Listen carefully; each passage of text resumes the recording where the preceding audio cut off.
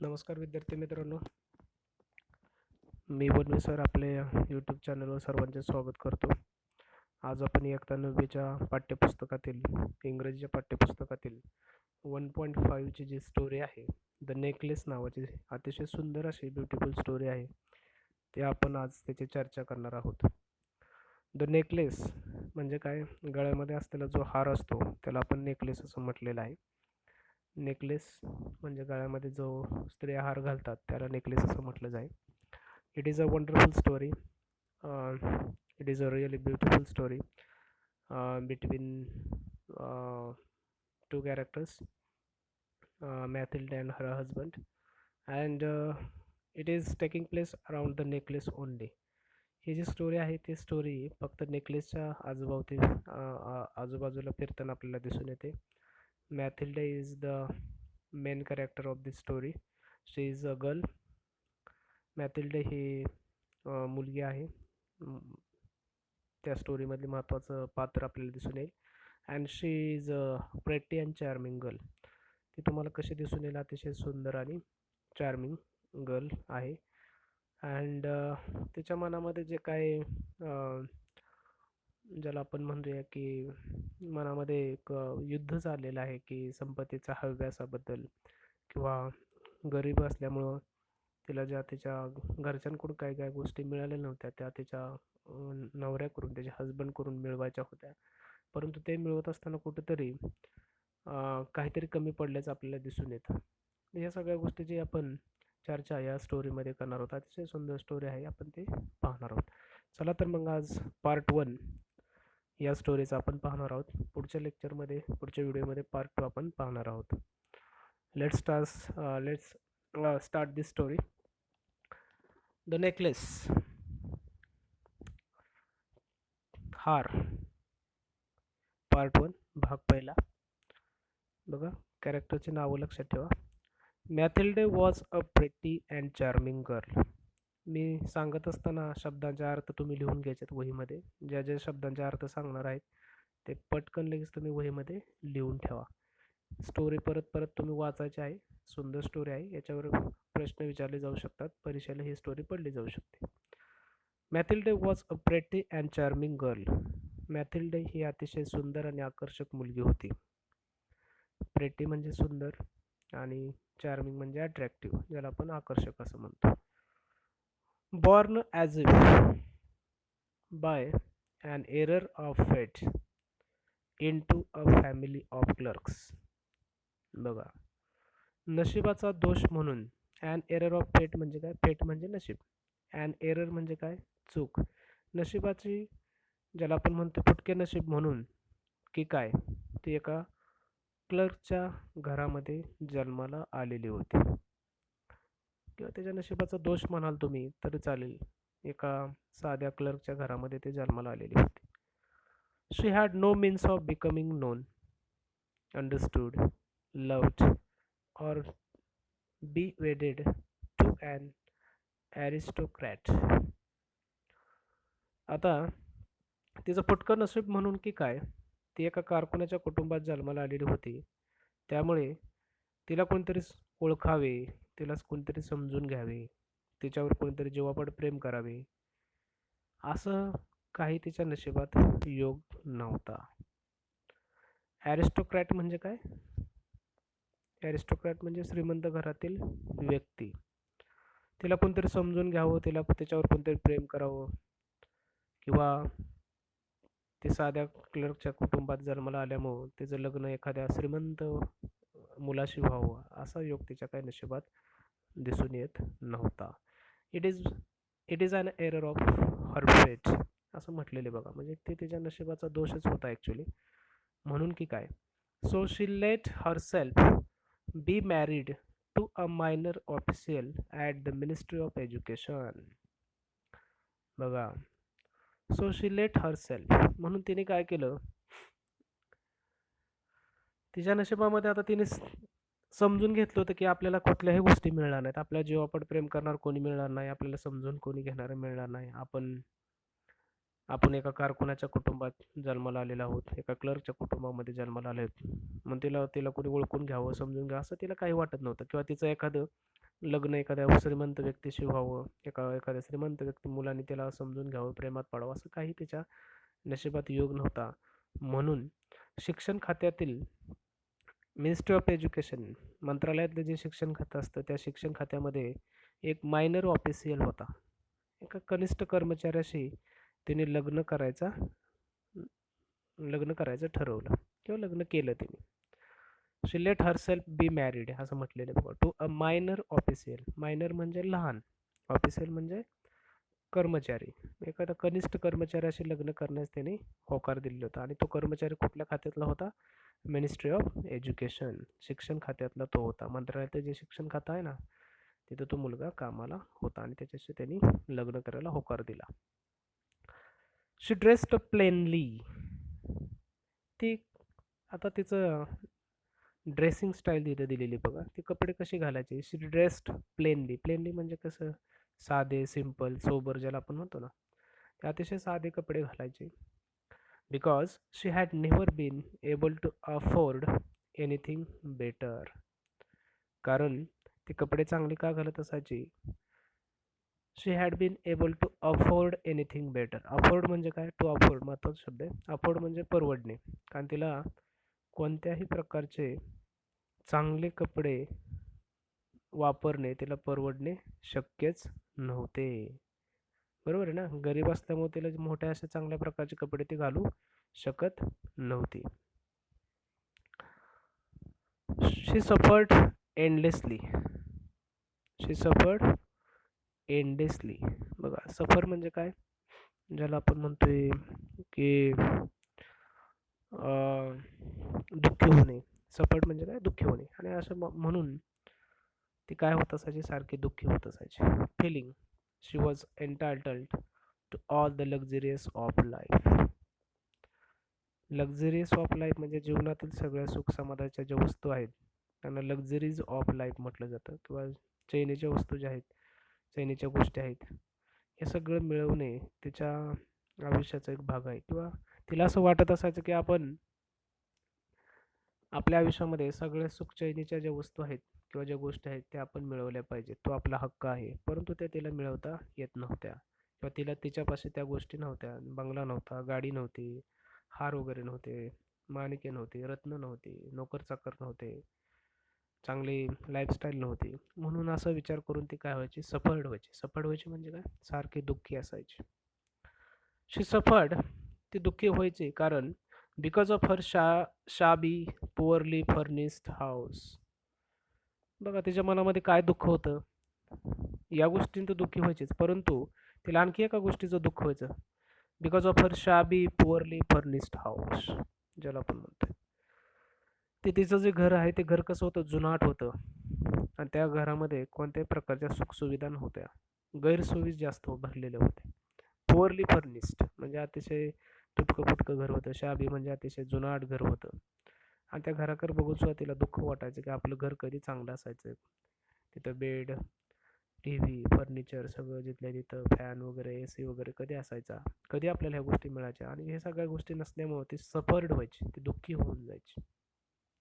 All दिस things, सगळ्या ह्या गोष्टी, दॅट अनादर woman of her class would not even have noticed. बघा, हे सगळं त्यामुळे तिचं जीवन कष्टाचं झालेलं होतं, आणि या सर्व गोष्टी तिच्या स्तरातील दुसऱ्या एखाद्या स्त्रीला खटकल्याही नसत्या, पण हिला मात्र त्या गोष्टींचा खूप त्रास व्हायचा आणि चीड यायची. Tormented her and made her resentful. ह्या सगळ्या गोष्टी जर तिच्या क्लासमधल्या किंवा तिच्याबरोबरच्या ज्या मैत्रिणी असत्या त्याच्या क्लासमधल्या, बघा तिथं दिलेलं आहे की another woman of her class would not even have noticed, tormented her and made her resentful. कदाचित तिच्या जागेवर जर दुसरी एखादी स्त्री असती, तिच्या क्लासमधली, तिच्या स्तरातील जर एखादी स्त्री असती, तर हे जुनाट घर बघून किंवा घरामध्ये कोणत्या प्रकारचं साहित्य न बघून, नसलेलं बघून, कदाचित ती जी महिला आहे ती महिला दुःखी झाली नसते, तिच्या लक्षात बी आलं नसतं कदाचित, किंवा तिला टॉर्मेंटेड झालं नसतं, तिला दुःख झालेलं नसतं, रिसेंटफुल, ते दुःखी झालेली नसते, उदास झालेली नसती.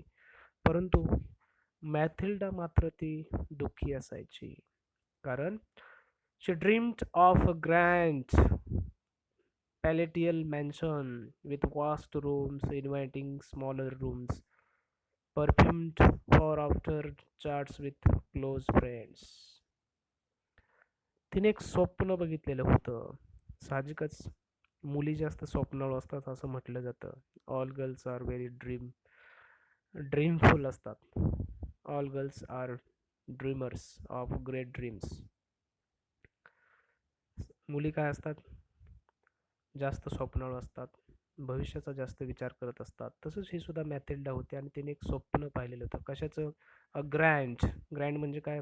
मोठं, भव्य, दिव्य. पॅलेटियल मॅन्शन, मॅन्शन म्हणजे राजवाडा. एक तिला असं वाटत होतं की माझं ज्यावेळेस लग्न होईल ते लग्न एखाद्या श्रीमंत मुलाशी होईल.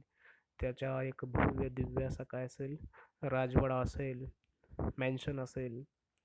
त्याच्यामध्ये विथ वास्ट रूम्स म्हणजे त्या राजवाड्यामध्ये आत मोठ्या मोठ्या रूम्स असतील. इन्व्हायटिंग स्मॉलर रूम्स, त्या मोठ्या रूममध्ये परत आत छोट्या छोट्या खोल्या असतील. Perfumed for afternoon chats with close friends, आणि त्या खोल्यांमध्ये ते काय करत असेल की त्याच्या जवळच्या मित्रमैत्रिणींबरोबर ते दुपारच्या वेळेस काय बसलेले असेल, गप्पा टप्पा मारत बसलेले असेल, मस्तपैकी एन्जॉय करत असेल आणि त्या खोलींमध्ये परफ्यूम मारलेला असेल, सुंदर सुवास वगैरे येत असेल. अशा प्रकारचं स्वप्न तिने पाहिलेलं होतं. परंतु रियालिटीमध्ये असं तिला काहीही मिळालेलं नव्हतं. Because she was born in the family or into the family of clerks. एका साध्या कारकुनाच्या घरामध्ये ती जन्माला आलेली होती आणि म्हणून शी वॉज सफरिंग एंडलेसली. म्हणून ती काय होती? दुःखी होती. She was not satisfied whatever she has. ती दुःखी असायची, ती समाधानी नसायची. जे काय आपल्याला मिळालेलं आहे, देवाने दिलेलं आहे असं मानून ती कधीही समजून घेणारी नव्हती किंवा तिला दुःख त्या गोष्टींचं वाटत असायचं. Yet she had no rich dresses. बघा, लेखकाने या मॅथिल्डाचं थोडंसं मनाचं वर्णन केलेलं आहे आणि तो सांगतोय की शी हॅड नो रिच ड्रेसेस. त्याच्याकडे कोणत्या प्रकारचे चांगले रिच ड्रेसेस नव्हते, कोणत्याही प्रकारचे महागडे कपडे नव्हते. नो ज्वेल्स, ज्वेल्स म्हणजे दागिने, कोणतेही महागडे दागिने नव्हते. नथिंग, यातलं काहीही नव्हतं. And this were only the things she loved. आणि ह्याच गोष्टी तिला भरपूर आवडत असायच्या. म्हणजे दागिनं तिला वाटत असायचं की माझ्याजवळ छान छान महागडे कपडे असावेत, कार असावी, बंगला असावा आणि महागडे दागिने असावं. सगळं तिला आवडत असायचं, परंतु तसं काहीही तिच्याकडं नव्हतं. She wanted so much to charm, to be envied, to be sought after. तिच्याकडे या गोष्टीपैकी काहीच नव्हते. ना कपडे होते, ना दागदागिने होते. या सर्व गोष्टी तिला प्रचंड आवडत असल्या तरी त्या गोष्टी नव्हत्या. तिला या आकर्षक वस्तूंचा अगदी हेवा वाटेल अशा सर्व उंची, या सगळ्या उंचीच्या गोष्टींचा हव्यास होता. एनविड म्हणजे काय? हव्यास असणे. आणि त्या गोष्टी फार चार्म करत असायच्या, तिला आवडत असायच्या. रिच ड्रेसेस, ज्वेल्स, सगळं तिला आवडत असायचं. परंतु या सगळ्या गोष्टींचा तिला हव्यास असायचा. तिला वाटत असायचं की मला ह्या सगळ्या गोष्टी मिळाल्या पाहिजेत. सगळं घर चांगलं असलं पाहिजे, गाडी असली पाहिजे, बंगला असला पाहिजे, नोकर चाकर असले पाहिजेत, दागदागिने असले पाहिजेत. सगळ्या गोष्टी तिला पाहिजे असायच्या. परंतु in reality, in practical life, she had nothing. So she was suffering endlessly. This was the reason of her sadness. Remember that. Understand the situation of her mind. So let's discuss after what happened. पुढे बघूया काय झालं. शी had a rich friend. आता या सगळ्या गोष्टी तिच्याकडे नव्हत्या, परंतु तिची एक श्रीमंत अशी मैत्रीण होती. मैत्रीण मात्र श्रीमंत होती बरं का. A former schoolmate at the convent. दोघीही काय करत होत्या, ज्यावेळेस शाळेमध्ये शिकत होत्या त्या शाळेमध्ये एक तिची श्रीमंत घराण्यातील एक मैत्रीण होती. आणि त्या शाळेचं जी शाळा होती ती शाळा कुठली होती? कॉन्व्हेंटची होती. इंग्लिश मिडियमच्या स्कूलमध्ये ते शिकत होत्या. चांगली तिची जवळची मैत्रीण होती, स्कूलमेट होती. शाळेतली एक मैत्रीण होती. होम शी अवॉइडेड व्हिजिटिंग. आणि ती जरी चांगली तिची मैत्रीण असली, ती मैत्रीण अतिशय श्रीमंत घराण्यातली होती, म्हणून शी काय करायची, अवॉइड करायची व्हिजिटिंग, तिला ती भेटायला टाळायची. मॅथिल्डा काय करत नसायची, तिच्या मैत्रिणीकडे जात नसायची, तिला टाळायची. अवॉइडेड म्हणजे काय, टाळणे. ती टाळत असायची. का बरं? Because afterwards she would weep with regret, despair and misery. का ती टाळत असायची? कारण तिला भेटल्यानंतर, आपल्या मैत्रिणीला भेटल्यानंतर तिला आपले हाल आठवायचे आणि स्वतःविषयीच काय यायचे तिला, कीव, निराशा आणि दुःख वाटत असायचं आणि तिला रडायला यायचं. बघा, त्या मैत्रिणीकडे पाहिलं तिला असं वाटायचं, शी वूड वीप, वीप म्हणजे रडणे, विथ रिग्रेट म्हणजे दुःख, डिस्पेअर हेवा, दुःख, निराशा, मिजरी, गरिबी ज्याला आपण म्हणतो, ह्या सगळ्या गोष्टी तिला असं वाटायचं की आपल्या मैत्रीण बघा आपल्या शाळेतली किती होती, किती सुंदर होती, अं, सुंदर होती. त्याचबरोबर मॅथिल्डा सुद्धा खूप सुंदर होती, परंतु ती तिची मैत्रीण ही कॉन्व्हेंटमध्ये शिकलेली मैत्रीण होती. तिला सगळं काही तिला जिथल्या तिथं होतं आणि आपल्याकडे काहीच नाही. त्या अतिशय श्रीमंत घरातली, म्हणून तिला जावं वाटत नसायचं त्या मैत्रिणीला भेटायला. नाहीतर तिला भेटल्यानंतर तिला असं या मैत्रिणीला रडायला यायचं, कारण आपल्याकडे कुठल्याही गोष्टी नाहीत तिच्यासारख्या. म्हणून तिला दुःख व्हायचं, निराशा यायची. त्याच्यामुळे ती जर टाळत असायची, ती अवॉइड करत असायची. ओके, बघा पुढच्या पॅसेजमध्ये. One evening her husband came home with an air of triumph. बघा, holding a large envelope in his hand. एके संध्याकाळी तिचा जो मॅथिल्डेचा जो नवरा होता, तो काय झालेला होता, घरी आला. With an air of triumph. Triumph म्हणजे काय, मोठा विजय मिळवणे. एखाद्या गोष्टी विजय मिळवणे त्याला आपण ट्रम्प असं म्हटलं जातं, ट्रुम्प असं म्हटलं जातं. एअर ऑफ ट्रुम्प म्हणजे काय, विजयी चेहऱ्याने, विजयी आनंदी चेहऱ्याने, एखाद्या गोष्टीत जणू काही विजय मिळवून आलेला आहे. एखाद्या गोष्टीवर आपण सक्सेस मिळवल्यानंतर जसा आनंद होतो का नाही, तसा तो विजयी नजरेने किंवा विजयी चेहऱ्याने तो घरी आलेला होता. Holding a large envelope in his hand. Large म्हणजे मोठा, होल्डिंग म्हणजे पकडणे, एनव्हलप म्हणजे पत्र. आपलं जे पत्र असतं का नाही, त्याच्यावरचा जो कवर असतो का नाही, त्याला एनव्हलप असं म्हटलं जातं. त्याच्या हातामध्ये एक पॉकेट होतं, त्या पॉकेटमध्ये काहीतरी त्यांनी आणलेलं होतं. आल्याबरोबर तो काय म्हणतोय बघा, look he said, here is something for you. इकडं बघ, मी तुझ्यासाठी काय आणलंय. Here is something for you, मी तुझ्यासाठी काहीतरी घेऊन आलोय, इकडं बघितलंस का तू, असं तो मॅथिल्डेला म्हणतोय. She tore open the paper and drew out a card on which was printed the words. त्याने काय केलं, ते पॉकेटचं वरचा कवर फाडला. टोअर म्हणजे फाडणे, आणि त्यातून एक काय केलं, एक ड्रीव आउट म्हणजे बाहेर काढणे, पुट आउट ज्याला आपण म्हणतो, अ कार्ड. आणि कार्ड काय काढलं, त्या एनव्हलपमधनं बाहेर काढलं आणि त्याच्यावर खालील शब्द लिहिलेले होते. काय लिहिलेले होते शब्द, the minister of education, the minister of education Georges Rampaud requests the pleasure of Mr. and Mrs. Loisel's company at the ministry on the evening of Monday, January 18. माननीय शिक्षण मंत्री आणि मादाम जॉर्ज रेम्पोनो सोमवार दिनांक 18 जानेवारी रोजी सायंकाळी श्रीयुत आणि श्रीमती लॉयझेल यांना मंत्रालयात उपस्थित राहण्यासाठी स्नेहपूर्वक आमंत्रण देत आहोत, असं त्यांनी लिहिलेलं होतं. म्हणजे काय, की मिनिस्टर ऑफ एज्युकेशनमधनं त्यांनी काय केलं होतं, त्या मिनिस्ट्री खात्यामध्ये, एज्युकेशन खात्यामधून त्या मॅथिल्डेच्या हजबंडला, त्याच्या नवऱ्याला आणि मॅथिल्डेला एक आमंत्रण आलेलं होतं. 18 जानेवारीला त्यांना त्या ठिकाणी त्यांना बोलवलेलं होतं, एका पार्टीसाठी बोलवलेलं होतं, असं ते पत्र होतं. त्या दोघांनाही बोलवलेलं होतं, काहीतरी कार्यक्रम होता, छोटीशी पार्टी तिथं होती, आणि त्या पार्टीचं पत्र तिचा नवरा आणि मॅथिल्डेला मिळालेलं होतं, आमंत्रण मिळालेलं होतं, आणि त्याला उपस्थित राहिलेलं होतं. ती डेट होती 18 जानेवारीची. Instead of being delighted as her husband had hoped, instead of म्हणजे च्या शिवाय, बीइंग डिलायटेड, बीइंग म्हणजे च्या होण्याकरता, ज्यावेळेस असा वापर केला जातो मराठीमध्ये, होण्याकरता, असण्याकरता, असून ज्यावेळेस आपण अशी वाक्यरचना करतो त्यावेळेस बीइंग वापरलं जातं. डिलायटेड, डिलायटेड म्हणजे आनंदी होणे. आता हे पत्र मिळाल्यानंतर एखाद्या स्त्रीच्या किंवा एखादं जर पत्र आलेलं असतं, आपल्याला जर इन्व्हिटेशन मिळत, आपल्याला खूप आनंद होतो. एखाद्या बड्डेला जायचं म्हणलं तर आपल्याला किती आनंद होतो. शेजारच्या मित्र मैत्रिणीचा बड्डे असतो, शेजारच्याच्या ज्यावेळेस बड्डे असतो, तर आपल्याला ते आमंत्रण दिलं किती छान वाटतं.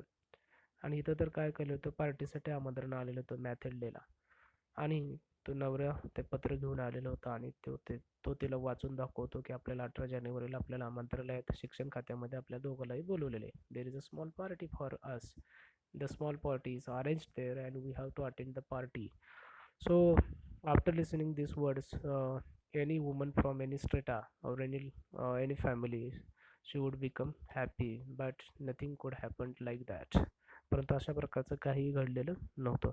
इन्स्टेड ऑफ बिंग डिलायटेड, असं घडण्याऐवजी, as her husband had hoped, नवऱ्याला असं वाटत होतं की आता मी ऐकल्यानंतर माझी बायको काय होईल, खुश होईल, आनंदी होईल, परंतु असं काहीच झालेलं नाही. शी ड्रीव she threw the invitation on the table resentfully and muttered, "What do you want to me? What do you want me to do with that?" ते पत्र ऐकल्यानंतर, वाचल्यानंतर मॅथिल्डेने काय झालं, ती नाराज झाली. तिच्या नवऱ्याला असं वाटत होते की आता माझी बायको काय होईल, आनंदी बनेल, काहीतरी म्हणेल, चांगलं काहीतरी बोलेल, आणि आपण जाऊया असं काहीतरी म्हणेल. असं नवऱ्याला कुठल्याही साहजिक वाटणारच. परंतु तसं काही घडलेलं नाही. आणि तिने काय केलं, ते पत्र, ते कार्ड जे आहे, इन्व्हिटेशनचं कार्ड, तिने फेकून दिलं. ऑन द टेबल, कुठं फेकलं, टेबलावर फेकून दिलं. रिसेंटफुली, दुःखाने, नाराज नजरेने तिने काय केलं, ते लगेच फेकून दिलं. काय करू मी त्याचं घेऊन. आणि ती नवऱ्याला म्हणते, मटर्ड करते आणि थोडी पुटपुटते. मटर्ड म्हणजे पुटपुटणे, मनाचे थोडेसे हळूच आवाजात पुटपुटते. What do you want me to do with that? तुम्हाला काय करावं अशी अपेक्षा आहे मी? ते पत्र घेऊन काय करू मी? असं ती नवऱ्याला म्हणते. काय करू या कार्डचं मी हातात घेऊन? हां, असं का म्हणते ते आपल्याला कळेल. And what do you expect me to wear if I go? आणि तुम्हाला काय वाटतं, व्हॉट डू यू एक्सपेक्ट, तुम्ही काय अपेक्षा करता माझ्याकडनं, टू विअर, काय परिधान करू मी, जर तुमच्या संग मी, कोणता ड्रेस घालू मी, जर मी तुमच्या संग यायचं म्हटलं तर, किंवा पार्टीला यायचं म्हटलं तुमच्याबरोबर, तर पार्टीला जायचं म्हणजे साधे सुधे कपडे घालून चालेल का? नाही चालणार. छान छान चांगल्या प्रकारचे मस्तपैकी मला कपडे घालावे लागतील, महागडे कपडे घालावे लागतील, आणि माझ्याकडे तर चांगले कपडे नाहीतच. आणि तुम्ही काय अपेक्षा करता माझ्याकडनं, मी जायचं म्हटलं तर? असं ती तिच्या नवऱ्याला बोलते, मटर्ड करते, पुटपुटते. शी हॅडंट थॉट ऑफ दॅट. अरे, तिच्या नवऱ्याला या गोष्टीचा विचारच केलेला नव्हता. ही स्टॅमर्ड. वाय? स्टॅमर्ड म्हणजे काय, थोडेसे चाचपणे, ज्याला आपण म्हणतो ना, चाचरणे, थोडासा चाचरला तो, की बाबा त्याने विचारच केला नव्हता, आपल्या बायकोला जर पार्टीला न्यायचं तर तिला कपडेच नाहीत, त्याला कधी वाटलं नव्हतं. आणि तो म्हणतो बघा, वाय. पुढे बघूया आपण.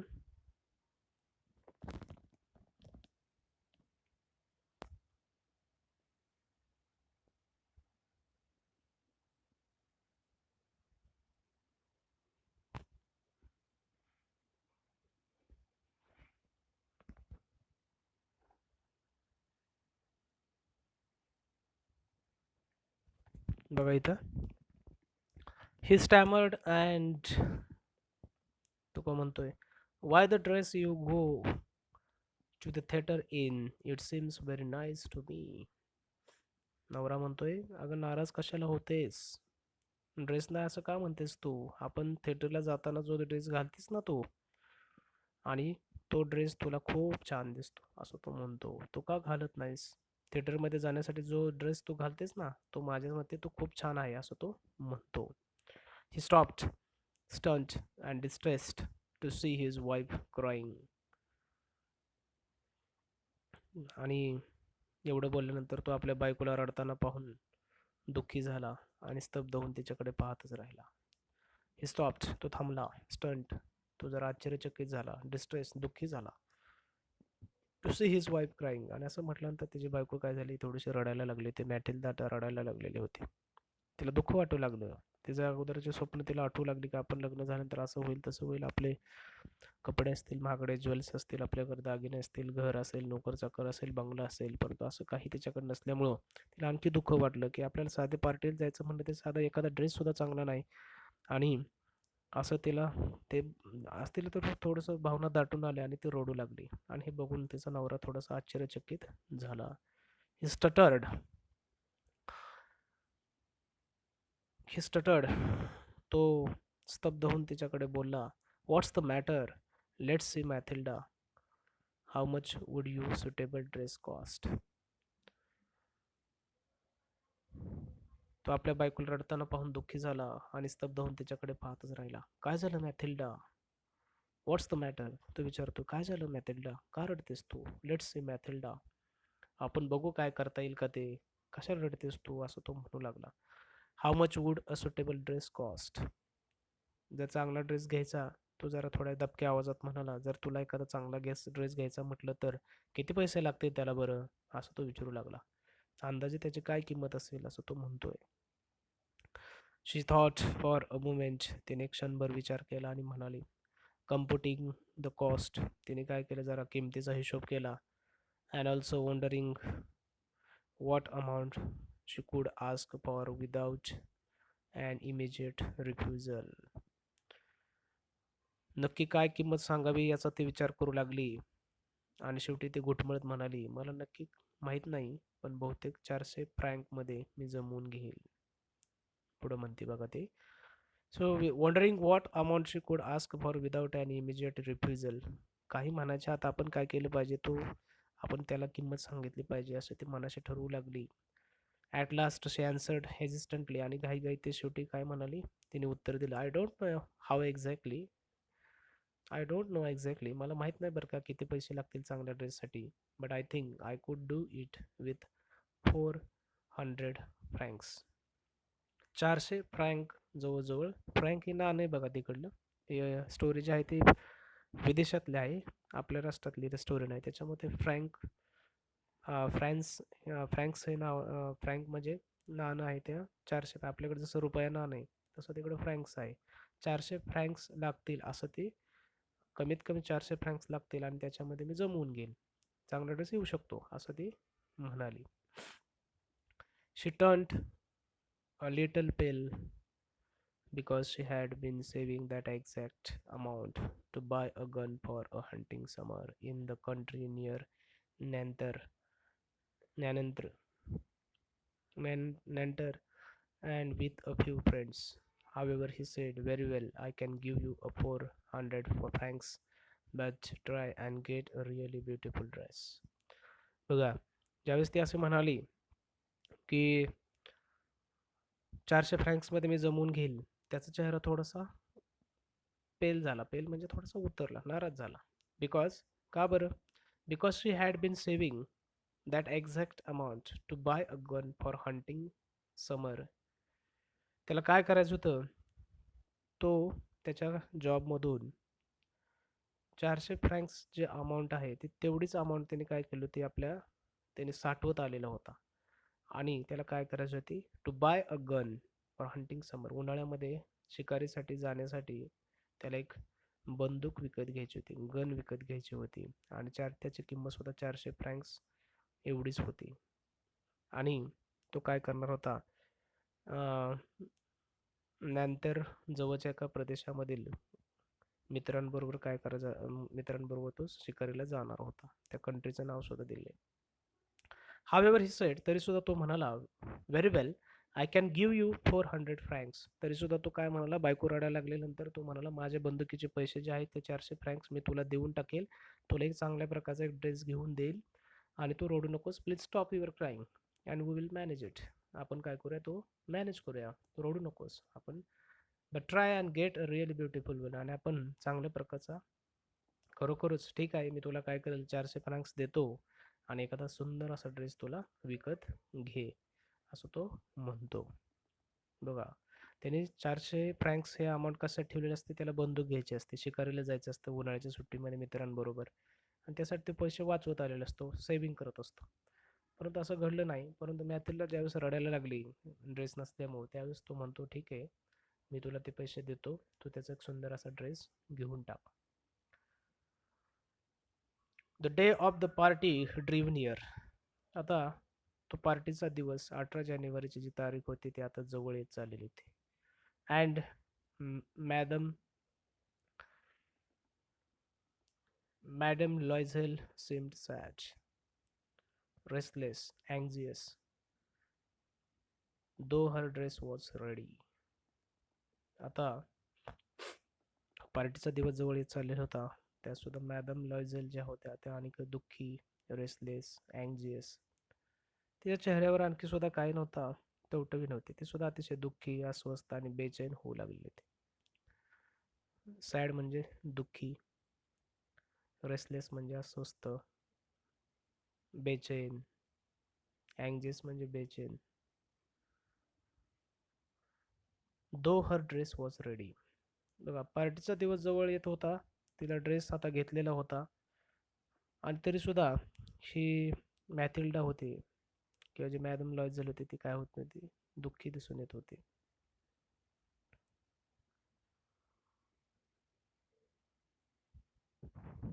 One evening her husband said to her. एके संध्याकाळी तिचा नवरा तिला म्हणाला, व्हॉट्स द मॅटर, काय झालं ग, आता का दुःखी आहेस तू? You have been acting strange this last 3 days. मी बघतोय 2-4 दिवस झालं तू फार विचित्र वागत आहेस, तू फार दुःखी दिसत आहेस, काय झालं नक्की, आता काय अडचण आहे, आता ड्रेस वगैरे तुझा तयार झालेला आहे. शी रिप्लाइड, ती म्हणाली, I am upset that I have no jewels, not a single stone to wear. I would rather not go to the party.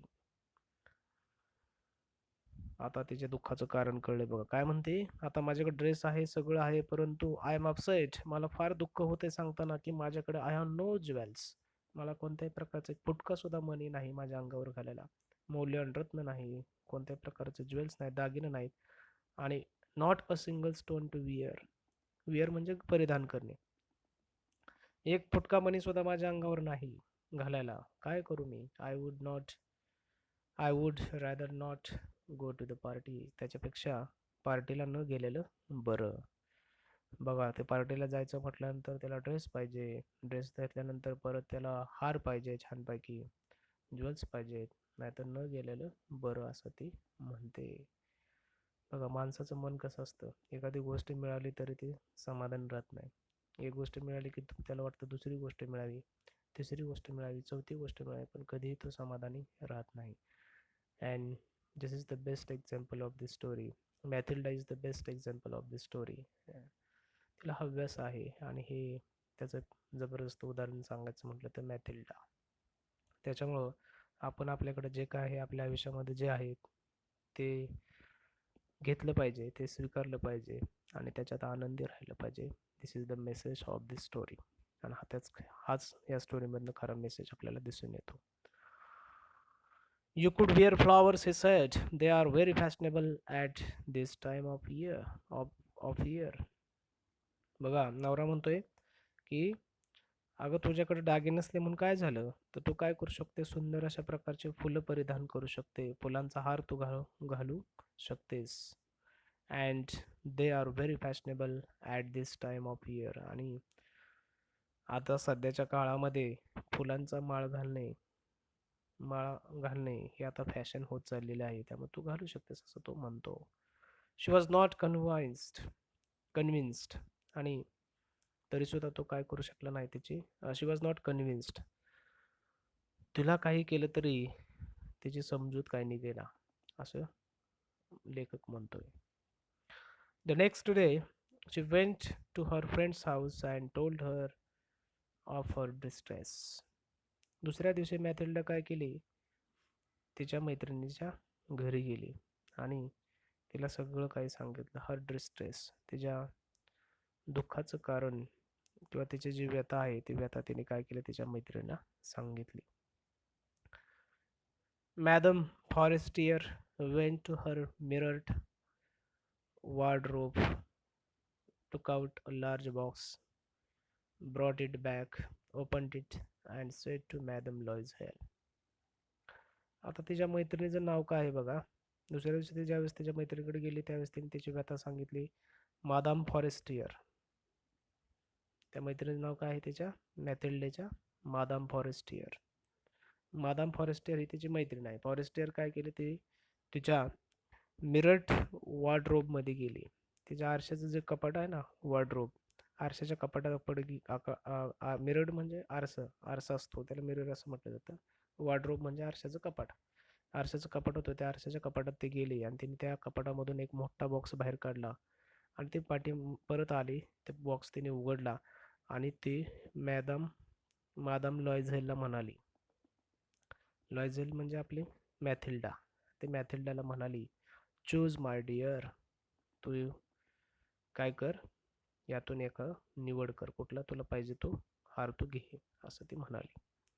First Mathilda saw some bracelets, then a pearl necklace and tried on jewelry in the mirror. Madame फॉरेस्टने एक box काढला. त्या बॉक्समध्ये अनेक प्रकारचे दागदागिने होते आणि त्या दागदागिने पाहिल्यानंतर मादाम फॉरेस्टर मॅथिल्डाला म्हणाले, तू यातला कोणता एक हार घेऊ शकतेस. मॅथिल्डाने प्रथम काय केलं, काही सोन्याचे कडे असणारे जे कंगणे होते ते कंगणे पाहिले, ब्रेसलेट्स वगैरे बघितले. त्यानंतर तिने एक मोत्याचा हार, पर्ल म्हणजे मोती, मोत्याचा नेकलेस एक बघितला. त्याच्यानंतर तिने काही दागिने आरशात बघून गळ्यावर घातले. काही दागिने घालून आरशामध्ये बघितले. पर्ल नेकलेस म्हणजे कसं, मोत्याचा हार. मोत्याचा हार सुद्धा तिने परिधान करून बघितला आणि काही दागिने वगैरे आरशामध्ये बघितले, ट्रायल केली, कसं दिसतंय, कुठला हार चांगला दिसतोय, काय करतोय. शी केप्ट आस्किंग, ती नेहमी विचारत राहिली, सारखी विचारत होती, यू हॅव नथिंग एल्स, आणखी नाही काही नाही का तुझ्याकडे, ती विचारत राहिली, सारखीच विचारायची ती.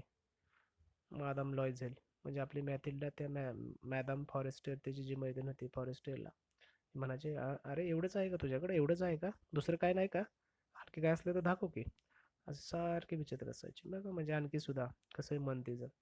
Y yes but I don't know what you like. हो माझ्याकडे आहे भरपूर, आणखी काही भरपूर दागिने आहेत, परंतु मला माहित नाही तुला काय नक्की आवडतं, असं मादाम फॉरेस्टियर तिला म्हणाली. आणि suddenly she discovered in a black satin box. आणि अचानक तिला एका काळ्या सॅटिन रंगाची जे पेटीमध्ये एक अप्रतिम रत्नहार दिसला. बघूया आता पुढं काय होते.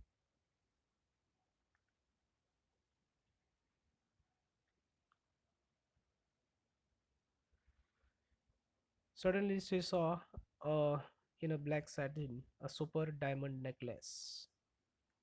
आणि अचानक तिला काय झालं, त्या एका काळ्या सॅटिनच्या बॉक्समध्ये एक अप्रतिम असा रत्नहार दिसला. आणि तो पाहिल्याबरोबर her heart her heart began to beat with uncontrolled desire. आणि तो सुपर डायमंड नेकलेस ज्यावेळेस तिने बघितला, तर डायमंड नेकलेस ज्यावेळेस तिने बघितला त्यावेळेस तिचं हृदय काय केलं, धडधडू लागलं आणि तिला कधी एकदा तो हार हातात घेईल असं इच्छा मनामध्ये निर्माण झाली. Her hands trembled as she took it. ज्यावेळेस तिने तो हार तिच्या हातामध्ये घेतला त्यावेळेस तिचा हात थरथर थरथर थरथर असा ट्रेम्बलिंग होऊ लागला, थरथर कापू लागला. ट्रेम्बलिंग म्हणजे थरथर कापू लागला. शी फास्टन्ड इट अराउंड हर नेक. आणि तिने आपल्या गळ्याभोवती तो हार लगेच गुंफायला सुरुवात केली. Stood lost in ecstasy as she looked at herself. आणि मॅथिल्डेने काय केलं, लगेच तो हार डायमंड नेकलेस घेतला, हातामध्ये घेतला, तो गळ्यामध्ये लगेच परिधान केला. लगेच फास्टन म्हणजे परिधान करणे, गळ्याभोवती टाकणे. Around her neck and stood lost in ecstasy. Ecstasy म्हणजे अतिशय आनंद होणे, अतिशय आनंद होणे, त्याला उच्च आनंद ज्याला आपण म्हणतो ना, त्याला एक्स्टसी असं म्हटलं जातं. Ecstasy as she looked at herself. आरशामध्ये ज्यावेळेस तिने तो डायमंड नेकलेस बघितला, स्वतःला स्वतः काय केलं, तो आरशाभोवती आरशासमोर राहिली आणि गळ्याभोवती काय केलं, तो हार फिरवू लागली, त्याच्यावर हात फिरवू लागले. तिला अतिशय आनंद झाला आणि ती स्वतःच्या इमेजमध्ये स्वतःकडे अतिशय हसत किंवा स्मित नजरेने ती बघू लागलेली होती. Then she asked anxiously hesitating, would you lend me this, just this. आणि मग तिने हळूच संकोचितपणे, हेजिस्टंटली म्हणजे थोडंसं संकोचितपणे तिने विचारलं, फक्त एवढाच हा हार घालायला देशील मला, मला तू तर देशील का, ते थोडे दिवस घालायला देशील का, असं तिने संकोचित नजरेने तिला म्हणू लागली. मादाम फॉरेस्टेला तिच्या मैत्रिणीला म्हणू लागली. वा येस ऑफकोर्स. मादाम फॉरेस्टर म्हणते, हो निश्चितच, का नाही देणार तुला, नक्की देईल, असं ती म्हटली.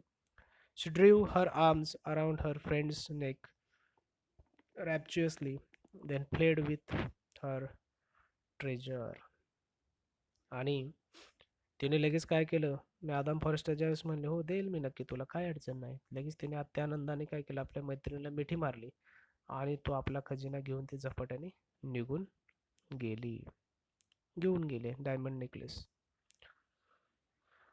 The day of the party arrived. आता तो पार्टीचा दिवस अखेर उगवला किंवा उगवलेला होता, उजाडलेला होता. Madam Loisel was a success. आता मॅडम ज्या मादाम लॉयझेल आहेत म्हणजे मॅथिल्डा जे आहे ते अतिशय अं, तिला यश मिळालेलं होतं. आता तिला ड्रेस मिळालेला होता महागडा, तिला दागिने मिळालेले होते, आता ती खूप खुश होती. She was prettier than all the other women, elegant, gracious, smiling and full of joy. आता ती लावण्यवती दिसत होती. एलिजंट म्हणजे काय, ते सगळ्या महिलांपेक्षा आता उठून दिसत होती. चांगला सुंदर ड्रेस तिला मिळालेला होता. Elegant, gracious, smiling and full of joy. ती अतिशय देखणी दिसत होती, आकर्षक दिसत होती आणि ती अतिशय खुश होती.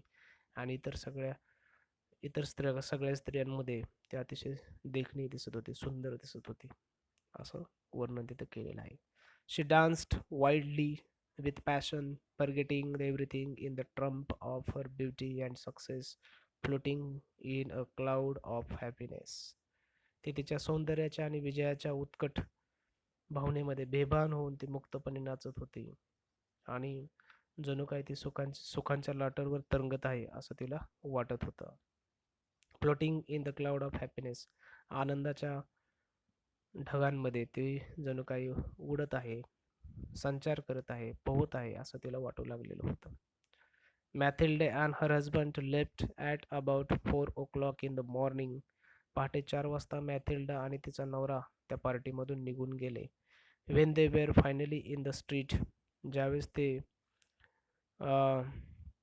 रस्त्यावर येऊन पोहोचलेले होते, त्यावेळेस त्यांना काय झालं बघा, they could not find a cab.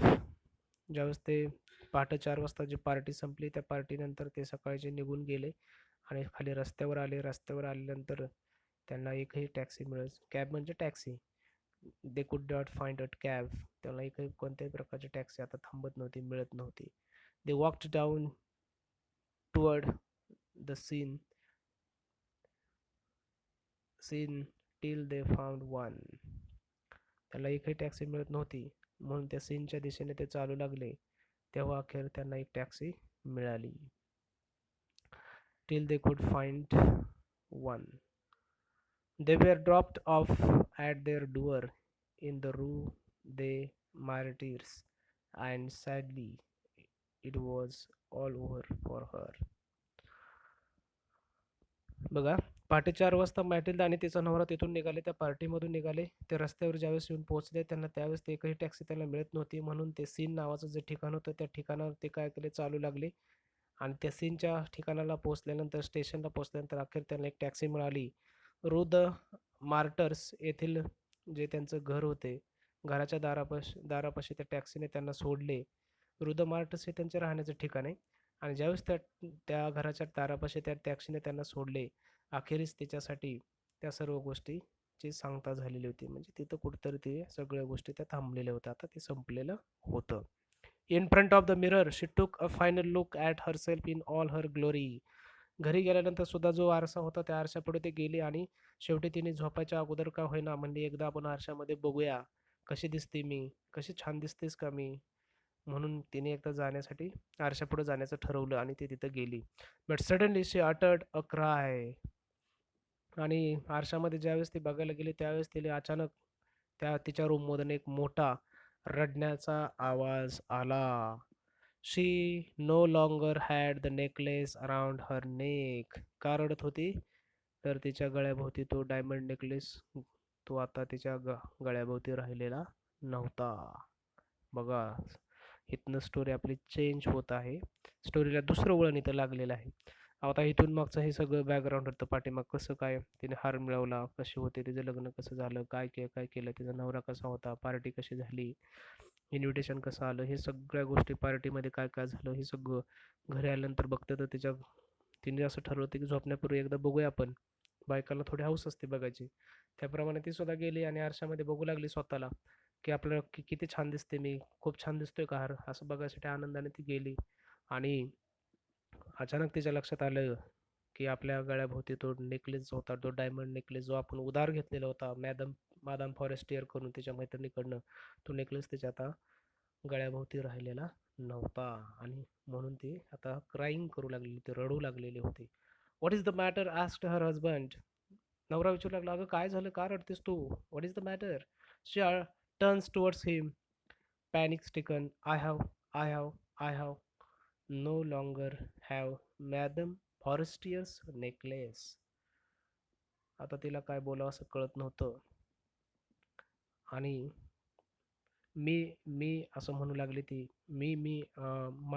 माझ्याकडे तो मॅडम फॉरेस्टेचा जो हार होता तो नाही. आणि त्याच्याकडे वळून ते रडू लागली. She stood up distraught.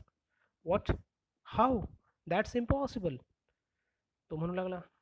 तो अचानक काय झालं, लगेच तो गोंधळून उभा राहिला. काय काय कसं काय झालं, हे शक्यच होणार नाही, असं होणारच नाही, असं तो म्हणू लागला.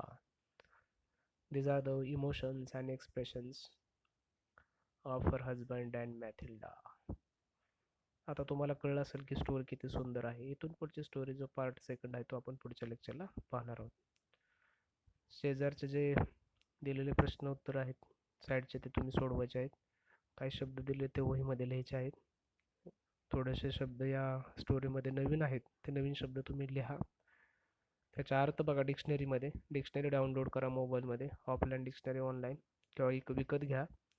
डिक्शनरीमध्ये जे जे शब्द आलेले नवीन आहेत ते शब्द अर्थ बघा, लिहा, भरपूर वाचा, शब्द महत्त्वाचे आहेत. आणि पार्ट 1 मध्ये जर काही तुम्हाला शंका असेल तर तुम्ही मला फोन करून विचारा.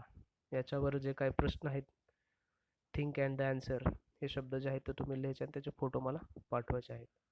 ठीक आहे, पुढच्या लेक्चरला आपण पार्ट सेकंड बघूया. Thank you so much.